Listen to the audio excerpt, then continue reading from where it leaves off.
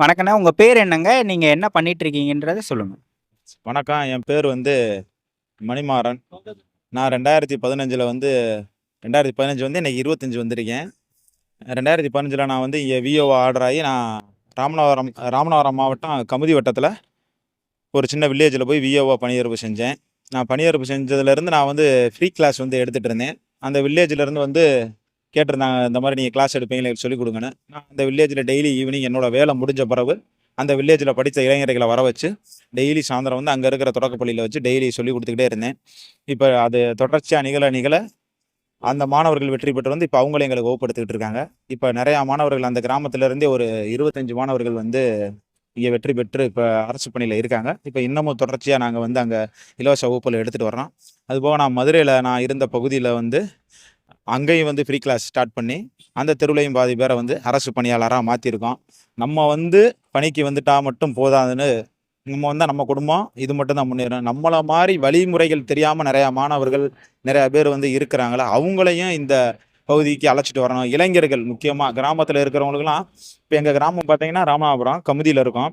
இங்கேருந்து படிக்க போகணுன்னா அவங்க சிவகங்கை போகணும், ராமநாடு போகணும், மதுரை, தூத்துக்குடி இப்படி சுற்றி வட்டாரம் போனால் மட்டும்தான் படிக்க முடியும். அங்களுக்குள்ளேயே அவங்களுக்கு எந்த வாய்ப்புமே கிடைக்கல. ஆனால் வாய்ப்பு கிடைச்சா அவங்க எல்லாருமே வெற்றியாளர் தான். அந்த மாதிரி நிறையா கிராமத்தில் மாணவர்களுக்கு அந்த கிராமத்தை விட்டு வெளியே வர முடியாமல் வாய்ப்பு கிடைக்காம அந்த கிராமத்தில் இருந்து கஷ்டப்படுறாங்க. ஆனால் நகரத்தை காட்டிலும் கிராமத்தில் இருக்க மாணவர்கள் நல்லாவே படிக்கிறாங்க. இந்த வழிமுறை, இந்த மாதிரி ஸ்கூல் புக்கை படிங்க, daily news paper, Tamil into, Dinamani இதெல்லாம் படிச்சுக்கிட்டே வாங்க, கரண்ட் அஃபேர்ஸ் படிச்சுட்டே வாங்க, தொடர்ச்சியாக தேர்வுகளை கொடுத்து அவங்கள கொண்டுட்டு வந்துக்கிட்டே இருந்தோம்னா அவங்க நகரத்தை காட்டியும் கிராமத்தில் இருக்க மாணவர்களுக்கு அதிக அளவு அச்சீவ் பண்ணுற வாய்ப்பு இருக்குது. அந்த மாதிரி தான் என்னோட மாணவர்கள் இப்போ பூரா அச்சீவ் பண்ணியிருக்காங்க.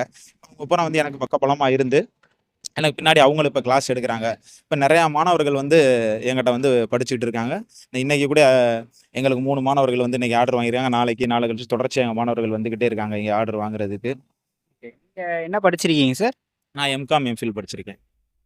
உங்க குடும்பம் நடுத்தர குடும்பமா? நீங்க எப்படி வளர்ந்த சூழலை பத்தி சொல்லுங்க. என் குடும்பம் ரொம்ப கஷ்டப்படுறவரும். எங்கள் அப்பா கூலி வேலை தான் பார்க்குறாரு. நானும் இரவில் மார்க்கெட்டில் சுமை தூக்கும் பணியாளராக தான் பணி புரிஞ்சுட்டு தான் காலேஜ் படிச்சுக்கிட்டு இருந்தேன். நைட்டு கூலி வேலைக்கு போகணும் மார்க்கெட்டில், காலையில் காலேஜுக்கு போகணும். இந்த மாதிரியே எங்களோட வாழ்க்கை நகர்ந்துக்கிட்டே இருந்துச்சு. படித்தா மட்டும்தான் அதிலேருந்து வெளியே வர முடியும்னு தொடர்ச்சியாக படிச்சுக்கிட்டே இருந்தோம்.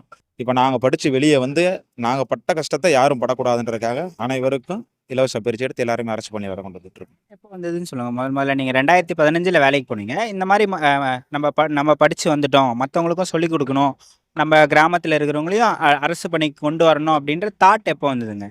எண்ணம் எதனால் வந்ததுன்னு சொல்லுங்கள். நான் கஷ்டப்பட்டு இருந்தேன். நமக்கு அப்போ பார்த்தீங்கன்னா இந்த ஃபீல்டை பற்றி தெரியாது. நமக்கு சொல்லித்தர ஆள் கிடையாது. அப்போ என்னென்னா, அப்போலாம் குரூப் 2லாம் 2012லாம் பார்த்தீங்கன்னா ரொம்பவே ஓரெழுத்து, ஓரளஞ்சு, பிரித்தெழுதி, சேர்த்து இந்த மாதிரி தான் இருக்கும். தமிழ் கொஸ்டின்லாம் ரொம்ப ஈஸியாக இருந்துச்சு.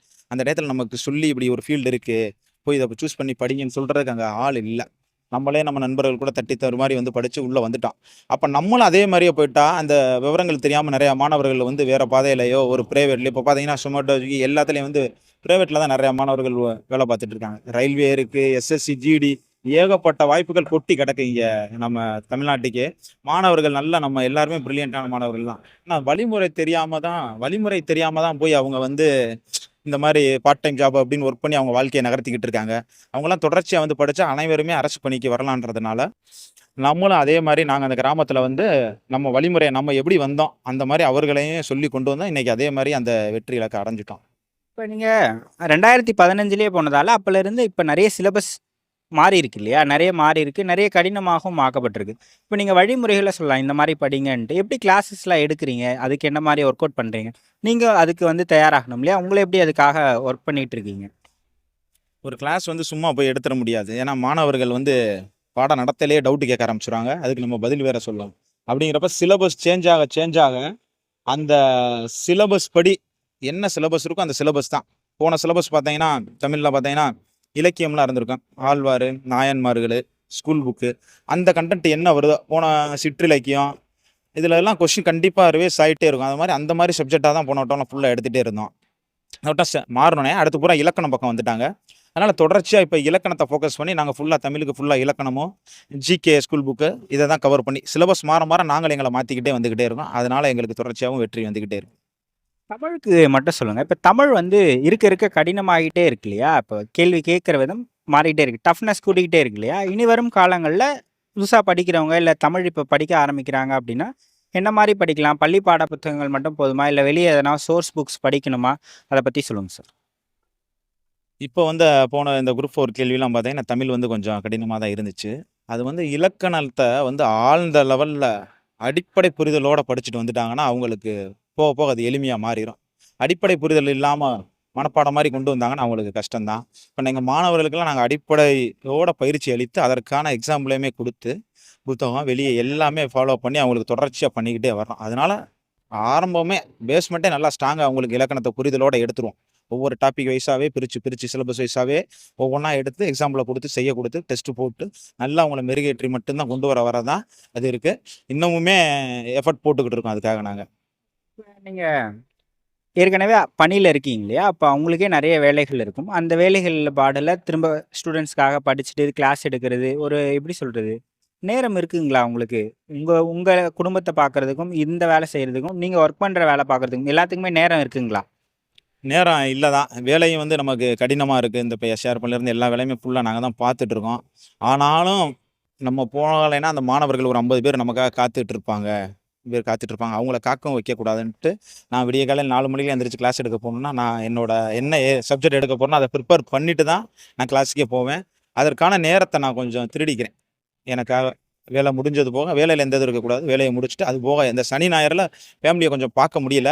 சரி இவர்கள்லாம் இப்ப சப்போர்ட் பண்றதுனால கொஞ்சம் எனக்கு ஓரளவு ஃப்ரீ ஆயிருச்சு. ஏன்னா நான் ஒரு ஆளே தான் எல்லா சப்ஜெக்ட்டுமே எடுத்துக்கிட்டே இருந்தேன். இப்ப இவங்க ஜெயிச்சு வர வர ஒவ்வொரு ஆளுக்கு ஒரு டாபிக் கையில குடுத்துட்டேன். ஆளாளுக்கு இப்போ ஒவ்வொரு டாபிக் எடுத்துருவாங்க. அதனால எனக்கு கொஞ்சம் ஃப்ரீ கிடைச்சிருச்சு. நான் என்னோட ஒரு டாபிக் மட்டும் ஃபோக்கஸ் பண்ணி கொண்டு போயிருவேன். மீதி ஒவ்வொரு ஆளும் ஒவ்வொரு டாபிக் நம்ம மாணவர்களே எடுத்தறனால ஓரளவு நமக்கு ஃப்ரீ ஆயிருச்சு. குடும்பத்துலலாம் இப்போ இந்த வேலை பார்க்குறதுக்கு சப்போர்ட் பண்ணுறாங்களா? இல்லை வேண்டாம் அந்த மாதிரி சொல்கிறாங்களா? சப்போர்ட் பண்றாங்க. அவங்களும் சப்போர்ட் பண்றாங்க. இப்பதான் அவங்களையுமே டிஎன்பிஎஸ்சி படிக்க இறக்கி விட்டுருக்கீங்க. இறக்கி விட்டுட்டு அவங்களுக்குமே ஒரு டாபிக்க கையில குடுத்துட்டேன். ஹிஸ்டரிய குடுத்துட்டு, நீங்களே வகுப்பு எடுங்கன்னு சொல்லி, இப்பதான் அவங்களும் வகுப்பு எடுத்துக்கிட்டு இருக்காங்க. இப்பதான் தொடர்ச்சியா படுத்துக்கிட்டு இருக்காங்க.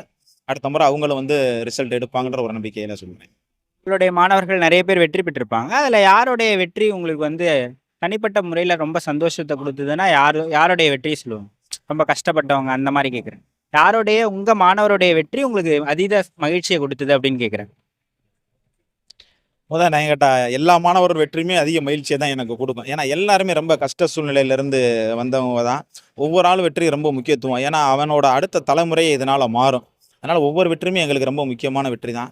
தம்பி வசந்தகுமார் நம்ம கூட இப்போ எப்படின்னா வேலை எடுத்தவங்க தான் வகுப்பெடுக்கணும் இல்லை, படிச்சுக்கிட்டு இருக்கவங்களே வகுப்பெடுக்க கொடுத்துருவோம். நான் வசந்தகுமார், இந்த ஆனந்தின் ஒரு பொண்ணு போனோட்ட குரூப் எடுத்து வனத்துறையில் இருக்காங்க. அவங்க எல்லாருமே படிக்கிறப்பே கூட்டிகிட்டு போயிட்டேன் வகுப்பு எடுக்க. வகுப்பு எடுங்க, நீ வகுப்பு எடுக்க எடுக்க நீ அந்த சப்ஜெக்ட்ல ரொம்ப மேலும் மேலும் ஸ்ட்ராங் ஆக ஆரம்பிச்சிருவ. அதனால உங்களுக்கு நீங்க எழுதும்போது உங்களுக்கு இதாயிருமா. இப்போ படிச்சுக்கிட்டு இருக்க மாணவர்களே நிறைய பேர் ஒவ்வொரு டாப்பிக்கா வகுப்பெடுக்க கொடுக்கறனால எல்லாருமே ஸ்ட்ராங் ஆயிடுறாங்க. வசந்தகுமார் வெற்றி எனக்கு ரொம்பவுமே மகிழ்ச்சி. ஏன்னா அவருக்கு தந்தை இல்லை, அவங்க அம்மா மட்டும்தான், 2 தங்கச்சி இருக்கு. அவர் தான் அந்த குடும்பத்தோட பாரத்தை தாங்கணும்.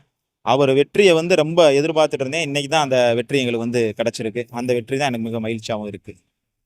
இப்போ நிறைய பேருண்ணா, நான் நான் நிறைய ஆஸ்பிரண்ட்ஸோட உரையாடுறேன். கடந்த ஒரு 1.5 ஆண்டுகளாக இப்போ சக்ஸஸ் ஸ்டோரிஸ் எடுத்துகிட்டு இருக்கோம் இந்த மாதிரி. அதில் நான் தெரிஞ்சுக்கிட்ட ஒன்று என்னென்னா, சிலபஸோட ஸ்டிக் பண்ணுறதை விட்டுட்டு எல்லாருமே ஸ்கூல் புக்ஸோட கனெக்டடாக இருக்காங்க. ஸ்கூல் புக்ஸ் படித்தா போதும், 10வது வரைக்கும் 12வது வரைக்கும் படித்தா போதும்ன்றத அந்தலேயே அதிக ஃபோக்கஸ் பண்ணிவிட்டு சிலபஸ் ஓரியன்டாக படிக்கிறது இல்லாமல் இருக்குன்ற மாதிரி நான் ஃபீல் பண்ணுறேன். அதை பற்றி உங்களோட தாட் என்னன்றதை சொல்லுங்கள். நான் என் மாணவர்கள்ட்ட சொல்றது ஒண்ணுதான். ஸ்கூல் புக்க முதல்ல முடிச்சுட்டு திருப்பி திருப்பி ரிவைண்டா ஸ்கூல் புக்கையே படிச்சுட்டு இருக்காதீங்க. சிலபஸை நோக்கி அதுக்கடுத்த என்னென்ன புத்தகங்கள் வெளியே இருக்கோ அடுத்த சோர்ஸை தேடி போய்கிட்டே இருங்க. அது எக்ஸாம் வரையில ஒரு கரெக்டாக ஒரு 40-45 நாளுக்கு முன்னாடி இருக்கிறத படிச்சதை ரிவிஷன் பண்ணிக்கலாம். ஆனால் இவங்கெல்லாம் என்ன தவறு பண்ணுறாங்கன்னா, ஸ்கூல் புக்கை படித்து வச்சுட்டு மறுபடியும் ஸ்கூல் புக்கையே திருப்பி திருப்பி படிச்சுக்கிட்டே இருக்காங்க. அது மிகப்பெரிய தவறு. நாங்கள் ஒரு புக்கு முடிச்சிட்டோம்னா அதை எடுத்து வச்சுட்டு, இப்போ தமிழில் பார்த்தீங்கன்னா ஃபஸ்ட்டு தமிழில் முடிச்சு தமிழ் இலக்கிய வரலாறுல தேவிரா முனைவர் அவங்க இதை படித்தோம். அப்புறம் முனைவர் பாக்கியமேரி படித்தோம். அப்புறம் மூவா படித்தோம். அப்படி அடுத்த கட்டத்தில் வைக்கும். இப்போ பார்த்தீங்கன்னா இந்த இலக்கணம்னா நாங்கள் தேவிரால இலக்கணம்னே போட்டிருக்காங்க. அந்த இலக்கணத்தை பண்ணுவோம். பழைய ஓல்டு புக் இலக்கணத்தை எடுத்து பார்ப்போம். ஒவ்வொரு இதாக அப்டேட் ஆகி போய்கிட்டே இருப்போம். வரலாறுலாம் பார்த்தீங்கன்னா போன வட்டம் ஒரு இந்த தற்கால தமிழ வரலாறு இந்த இதுலலாம் இருந்து கொஸ்டின் கொஞ்சம் ரைஸ் ஆயிடுச்சு. நாங்களாம் அதுக்கு முன்னாடி அந்த புக்கை ப்ரிப்பேர் பண்ண ஆரம்பிச்சிட்டோம். ஸ்கூல் புக் முடிஞ்சிருச்சுன்னா அடுத்து ஜிகே அதை கட்டத்தை நோக்கி நகருங்கன்னு சொல்லி நகர்த்திறனால அது நம்ம மாணவர்களுக்கு கொஞ்சம் எளிதாயிரும். புக்கோட மட்டும் நின்றக்கூடாது, சிலபஸோட தான் போகணும். சிலபஸ் படி வெளியே போய் படிச்சு தான் ஆகணும். இன்னொன்று நிறைய பேர்கிட்ட உரையாடுனதில் ஆஸ்பிரண்ட்ஸோ அச்சீவர்ஸ் கிட்டேயோ கூட எல்லாருமே தமிழ் மேக்ஸுக்கு ரொம்ப இம்பார்ட்டன்ஸ் கொடுக்குறாங்க. ஆனால் ஜிகேன்னு வரும்போது ஜியாகிரஃபியோ, சயின்ஸையோலாம் ஒமிட் பண்ணிடுறாங்க. அது மாரி ஒரு 4 யூனிட்டையும் ஓரளவுக்கு தான் படிக்கிறாங்க. எப்படி போட்டாலும் ஏன் அப்படின்னு கேட்டா, எப்படி போட்டாலும் ஜிஎஸ்ல 50 மார்க், 45 மார்க் போட்டுடலாம். ஏன்னா பெருசு ஜிஎஸோட டாபிக்ஸ் பெருசு. அதனால அதுக்கு இம்பார்ட்டன்ஸ் அந்த அளவுக்கு குடுக்க மாட்றாங்க. தமிழ் கடினமாக, கடினமாக நமக்கு 3க்குமே ஈக்குவலா இம்பார்ட்டன்ஸ் இனி வரும் காலங்கள்ல குடுத்து படிக்கணுங்களா? நாங்களும் இதுக்கு முந்தின இருந்ததுலலாம் பார்த்தீங்கன்னா, எங்க குழந்தைகள வந்து கரெக்ட்டா 90க்கு மேல ஸ்கோர் பண்ண வச்சுருவோம் தமிழ்ல. ஜிகே இதே மாரி சயின்ஸ மட்டும் ஒதுக்கி வச்சுருவோம் நாங்க. சயின்ஸுக்கு என்னதான் போனாலும் இவ்வளோ தான் வரப்போது. அது ஏரியா வேற லார்ஜு. புக் பேக்கு, கட்டம் முக்கியமான சிலபஸ் படி இருக்கும். அந்த டாப்பிக்கை மட்டும் நடத்தி கொடுப்போம். மற்றபடி ஜியாகிரஃபி எல்லாமே நாங்கள் நடத்திடுவோம். ஸ்கூல் புக்கும் படியுமே நடத்திடுவோம். ஆனால் முதல்ல நாங்களும் அதே மாதிரி தான் செஞ்சுக்கிட்டே வந்தோம். போன வட்டம் தமிழ் கொஞ்சம் கடினமாக எல்லாருக்குமே அது இறங்கிருது மார்க். அந்த 90 ரீச் பண்ண முடியல. 80 இப்படி போகிறப்ப நமக்கு இறங்குறனால ஜிகேக்கு இப்போ ஃபுல்லாக ஃபோக்கஸ் பண்ண ஆரம்பிச்சிட்டான். எந்த இதுவுமே ஒபீட் பண்ண வேணாண்டு எல்லாத்தையுமே படிக்க ஆரம்பிச்சிட்டான். அந்த மாதிரி ஜிகேவை ஃபுல்லாக மார்க் ஏறினா மட்டும்தான் இதிலவே உள்ளே வர முடியும். இப்போ இந்த தம்பிக்குமே ஜிகேல தான் காப்பாத்துச்சு. தமிழ் கொஞ்சம் இறக்கி கொடுத்துருச்சு. ஜிகே காப்பாதனால தான் இன்னைக்கு இதுக்கே வந்திருக்காரு. அதனால ஜிகேவை ஃபுல்லாகவே ஃபோக்கஸ் பண்ண ஆரம்பிச்சிட்டான். நாங்கள் ஃபஸ்ட்டு இப்போ கிளாஸ் இப்போ தொடங்கி போய்கிட்டு இருக்கோம். அதில் கூட நாங்கள் ஒரே வார்த்தை சொல்லிட்டோம், 6வது மாதம் குரூப் ஒன்று வருதுன்னா அதுக்கு ப்ரிப்பேர் பண்ணுவோம். தமிழ் இப்போதைக்கு தொட வேணாம், ஃபுல்லாக ஜிகேவை கம்ப்ளீட் பண்ணிட்டு அப்புறமேட்டு தமிழை கை வச்சுக்கிறோம்னு சொல்லிட்டு இப்போ தான் ஜிகே தான் நடத்திக்கிட்டு இருக்கோம் நாங்கள் ஃபுல்லாக. ஆஸ்பிரண்ட்ஸுக்கு உங்களோட மெசேஜ் சொல்லுங்க. இப்போ படிக்கிறவங்க, புதுசா படிக்க வரவங்க, ஏற்கனவே படிச்சு தோல்வி அடைஞ்சு திரும்ப படிக்கிறவங்களுக்கு உங்களோட செய்தி, மெசேஜ் சொல்லுங்க. எல்லாருக்கும் ஆஸ்பிரண்ட்டுக்கு சொல்கிறது என்னன்னா, படித்தா உறுதியாக வேலை, அதில் எந்த மாற்று கருத்துமே இல்லை. ஆனால் என்னென்னா தொடர்ச்சியாக படிக்கணும். சில பேர் வருவாங்க, இந்த தேர்வை எழுதுவாங்க, ஒரு பக்கத்தில் மார்க் வந்தோடனே வந்துட்டு விட்டுட்டோன்னே திருப்பி வேலை வெட்டிக்கு போயிட்டு அடுத்து கால் ஃபார் வரும்போது தான் திருப்பி வருவாங்க. நீங்கள் அப்போ வரும்போது என்னென்னா உங்களால் வந்து அந்த கோலை வந்து ரீச் பண்ண முடியாது. திருப்பி அதே மாதிரியே பக்கத்தில் வந்துட்டு திருப்பி விட்டுட்டு போயிடுவீங்க. அதனால் நீங்கள் வந்து எப்போயுமே முன்னாடியிலேருந்து தொடர்ச்சியாக நீங்கள் கண்டினியூட்டாக படிச்சுக்கிட்டே இருந்தால் மட்டும்தான் அந்த தேர்வு வரும்போது நீங்கள் ரிவிஷன் பண்ணி மீதி எல்லா சப்ஜெக்டையும் முன்னாடி படித்ததை ரிவிஷன் பண்ணி எழுதுறதுக்கு சரியாகவே டைம் வரும். நீங்கள் அந்த டயத்தில் மட்டும் வந்து படிக்கிறதுனால சரியாக வந்து உங்களால் இலக்கடைய முடியல. கரெக்டாக பார்டரில் வந்து நின்று 1 மார்க் 2 மார்க்கில் விட்டுட்டு மறுபடியும் தோல்வியை தழுவி ஃபீல்ட் அவுட்டு வெளியே போயிடுறீங்க. தொடர்ச்சியாக படிச்சுக்கிட்டே இருந்தீங்கன்னா உறுதியாக அதில் வெற்றி அடையலாம்.